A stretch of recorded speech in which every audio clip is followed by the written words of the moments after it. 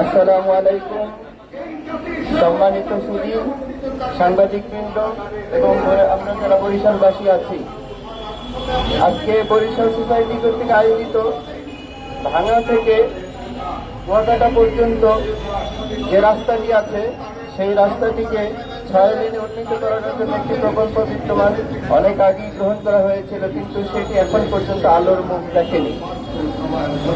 আমি চাই এবং আমরা বরিশালবাসী সবাই মিলে চাই খুব দ্রুত সময়ের ভিতরে এই রাস্তাটি বাস্তবায়ন করা হোক। এটি শুধুমাত্র বরিশালবাসীর দাবি নয়, এর সাথে জড়িত রয়েছে ফরিদপুর, মাদারীপুর, গোপালগঞ্জ এবং এর কয়েকটি স্থান। সুতরাং পুরো দক্ষিণাঞ্চলের মানুষের একটি প্রাণের দাবি এটি।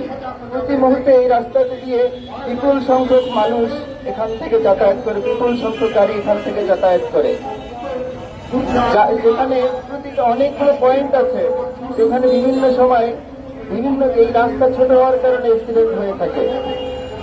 তো এই অ্যাক্সিডেন্ট প্রতিরোধক এবং দক্ষিণাঞ্চলের অর্থনৈতিক উন্নয়নের জন্য এই রাস্তাটি অতি সত্বর বাস্তবায়ন করা হোক।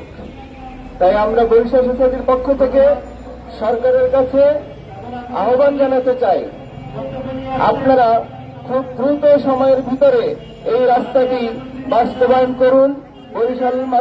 বরিশালবাসী যারা আছেন তাদের প্রাণের দাবি, তাদের অর্থনৈতিক দাবি, তাদের কর্মসংস্থানের ব্যবস্থা এটার মাধ্যমে হবে ইনশাল্লাহ।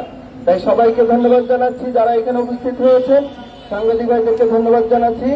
আসসালামু আলাইকুম ওয়া রাহমাতুল্লাহ।